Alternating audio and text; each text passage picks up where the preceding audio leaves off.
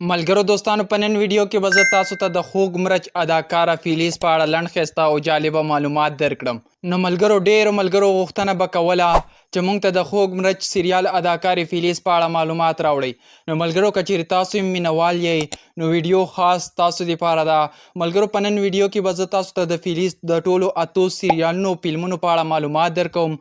د هغې نومونه انځورونه به د ویډیو په پایه کې درښایم. نو د ویډیو تر پایه راسره پاتې شئ.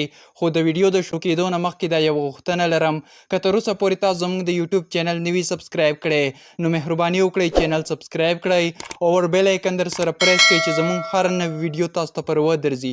نو راځئ شروع کوو ویډیو. ملګرو پښتنو تر ټولو مخکې خو به درته ووایم چې د دې خپل اصلي نوم لیلا هیزل کایا دی. په پیله تاریخ د اکتوبر میاشت 1990 کې د ترکیې په استنبول خاوره کې پیدا شوې ده چې په 2025 کال کې عمر 34 کاله دی. دا د ترکیې یو مشهوره اداکاره ده او د دې دین اسلام دی ملګرو، یعنی دا مسلمانه هم ده او دا په پاکستان، افغانستان، ایران، ترکیې او د هغې نه بغیر په نورو ډېرو ملکونو کې ډېر زیات مینوال لري چې تر اوسه پورې 7 میلیونه خلک تعقیبوي یعنی فالو کړي هم ده. نو ملګرو که تاسو ته پته نه وي نو دې د تعلیم زده کړې او د هغې سره د ډرامو زده کړې په کومو ښوونځو کې کړي دي یعنی په سکولونو کې، نو راځئ د هغې معلومات را سره هم وګورئ. ملګرو پښتنو دې خپلې لومبنۍ زده کړې په عثمان غازي پاشا سکول کې ترسره کړي دي. ملګرو پښتنو د دې د پلار نوم سرحاد ګایا دی او په 2019 کال کې له علي ایت سره واده هم وکړو چې اوس مهال یو زوی لري د فکرت په نوم باندې.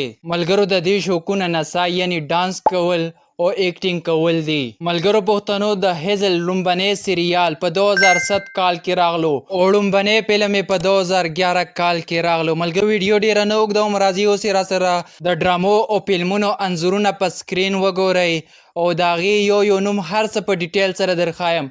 نو ملګرو دا یې پیلنی نمبر سریال دی، تاسو یې را سره په سکرین کتلی شئ. ملګرو دا 2م نمبر دی، دا 3م نمبر دی او ملګرو پښتنو دغه سریال 4م نمبر دی، دا 5م دی او دا هم 6م دی، دا 7م دی او دا ملګرو اخیرنی سریال 8م نمبر سریال دی. نو په ټولو 8 سریالونو کې کار کړی د ټولو سریالونو فلمونو او ډرامو په اړه درته ما معلومات درکړل. نو په کمنټ کې راته لازم وایئ چې راتلونکي ویډیو درته د چا په اړه جوړه کړم. نو ملګرو تاسو به راسره جلیل کسکین ډېر ښه پیژنئ خو لومبني جلیل کسکین باندې ما ویډیو جوړه کړې ده زما په یوټیوب کې شته، خو زه اوس غواړم چې په 2م جلیل کسکین باندې ویډیو جوړه کړم. نو که ستاسو هم خوښوي نو په کمنټ کې راته یا ډن دغه رقم ولیکئ چې څنګه ما ولیکلو یا اوکې ولیکئ.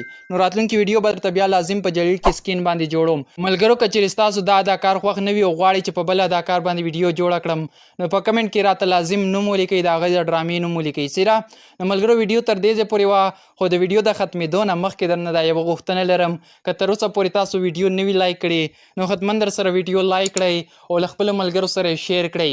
او که تر اوسه پورې تاسو زموږ د یوټیوب چینل نه وي سبسکرایب کړی نو مهرباني وکړئ سمی سکیل HUB دا زما د یوټیوب چینل دی، لازمي در سره سبسکرایب کړئ او ور بیل ایکن پریس کړئ چې زموږ هر نوی ویډیو تاسو ته پر ودرځي.